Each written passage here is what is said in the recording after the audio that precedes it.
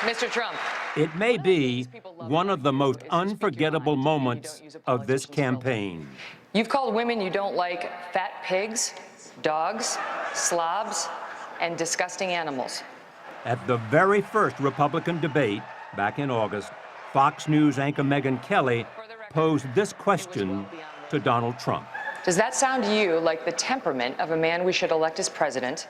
And how will you It was a question that changed her life. What I say is what I say.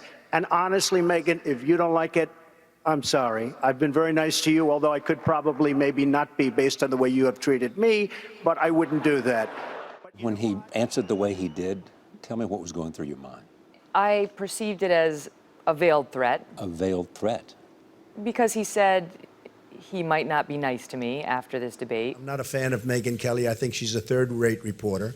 And for the past 8 months, Donald Trump has not been nice to Megyn Kelly. I don't like her. She doesn't treat me fairly. Over and over again. You know, you could see there was blood coming out of her eyes, blood coming out of her wherever. But on Twitter, he's called her sick, overrated, and crazy. Megyn Kelly has never directly responded to Trump's attacks, but she stands by her question on his attitude about women. What I was trying to get at was the weaknesses of each of these candidates if they were to become the general election candidate. Charlie, this was coming, whether I showcased it in the debate or not. But you've become part of the story, too. That's been unfortunate. That was never my goal. That's never a news person's goal. But you gotta like being on the cover of Vanity Fair. Yes, I mean, listen, I would be lying if I said it wasn't cool to see myself on the cover of Vanity Fair, right? It's like, what am I doing there? This is bizarre.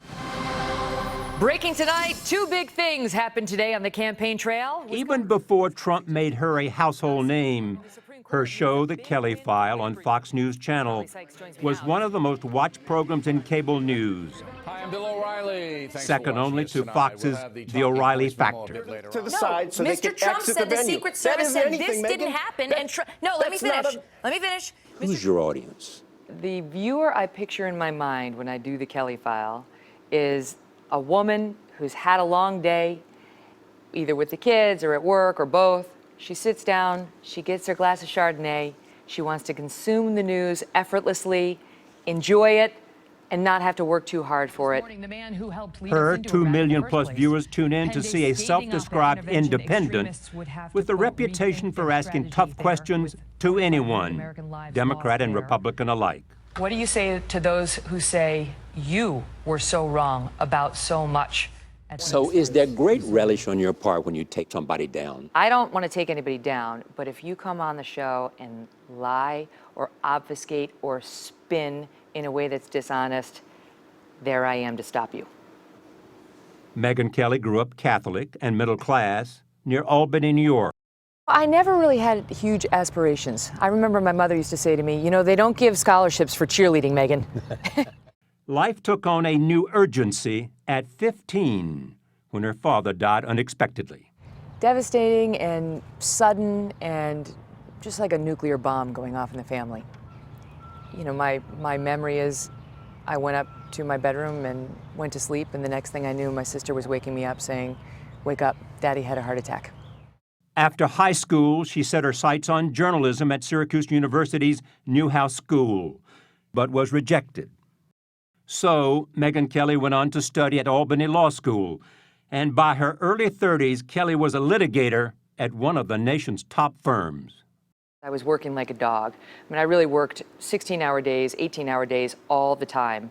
And it wasn't that the firm made me do that, it was that I was making myself do it. Because? Because I was competitive, I wanted to win. I never felt that I had the natural intellectual gifts that the people who graduate first in their class from Harvard Law had. But Kelly never forgot her first love. While still working at Jones Day, she wrangled a part-time job as a local reporter in Washington, D.C. If more than 825 students want into this year's prom, the school says they're going to be out of luck. Before long, she found herself having to make a choice. My local station had made me a full-time offer, and I thought, wow, if I'm good enough to be full-time here, maybe I'm good enough to be full-time someplace better than here. Fox News correspondent Megyn. Better than here was Fox News Channel. New York Times reporter Judith Miller says she'd rather do jail time. She joined in 2004. We were told no DNA. Not true. The Her legal skills, along with a willingness to take on some of America's big-name conservatives, Because you're on the side of the Christians in this case. quickly made Kelly a rising star. No, the government doesn't decide what's appropriate speech. That is not the way this country works. Kelly doesn't hold back, and she's equally aggressive in her defense of Fox News. And I did and do believe that there is a left-leaning bias in news, in most of news. And I Do you don't believe think there's that's... a right-wing bias at Fox? No, I don't. A conservative bias at No, Fox? I don't. I think that Fox News is fair and balanced, and I think the conservatives who are on air here make no bones about their ideology.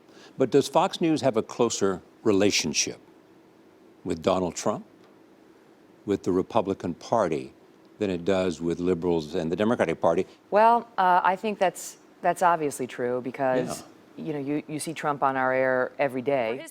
Kelly admits that Trump's attacks have boosted her profile, and no one agrees more than Donald Trump.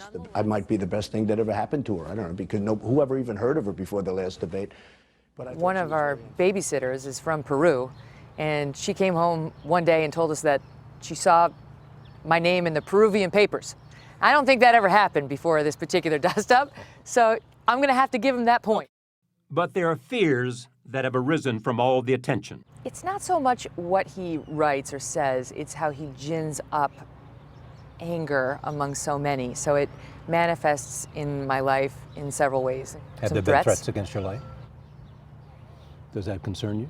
It's not that I'm worried someone's actually going to come shoot me down, but I do worry someone's going to try to hurt me in the presence of my children.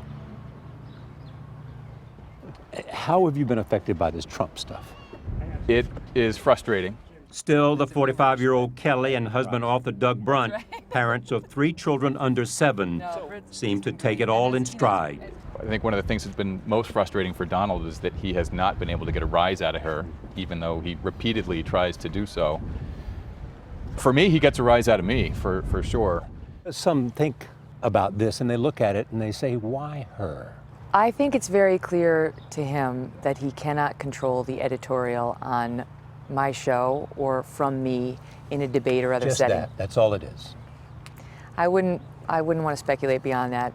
If on Monday Donald Trump says, I want to come on your show, would you say, you're welcome, come on, we have a spot for you? Absolutely. And it does not require an apology from him? Oh, God, no. Nothing. Just No. show up and let's talk. He does not have to apologize. We'd have to discuss something about the dynamic. And what would you say to him about it? Why? That's what I really want to know. Why? Especially when Trump appears often on other Fox News programs. In January, on Bill O'Reilly's show, he was at it again. I have zero respect for Megyn Kelly. I don't think she's very good at what she does. I think she's highly overrated. Did you expect Bill to defend you? I mean, I wish he had defended me more in that interview. I would have defended him more. But There was silence. I think Bill did the best he's capable of doing in those circumstances. This damning with faint praise, the best he's capable of doing. Listen, as Bill is fond of saying, I would have handled it differently. And I think you should forgive not only journalists who come at you in ways you don't like, but I think you should. What can I say? It was a dark moment. Fox News has repeatedly defended Kelly, saying in a statement just last month that Trump has, quote, an extreme, sick obsession with her. Obsessed? What did they mean? Well, I think they're referring to the nonstop nature of it. But Fox also recognizes that Kelly is a major talent. It is giving her a bigger platform next month, a primetime special on the Fox Broadcasting Network. Still, while this may be her moment, Megyn Kelly isn't taking anything for granted.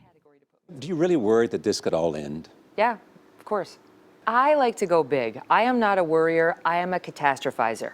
I don't waste time with the small stuff. I like to go, you know, like one bit of turbulence on the plane. This is it. When you think about your future, what do you want?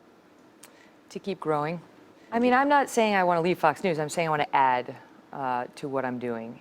But I have to figure it out, Charlie, because I don't want to take away more time from my family. Certain people have found the perfect show for themselves. What's the perfect television show for Megyn Kelly to do? How about if we merge a little Charlie Rose, a little Oprah, and a little me all together, and we serve that up as an hour? Wouldn't you watch that? I'd love it. I'd love it.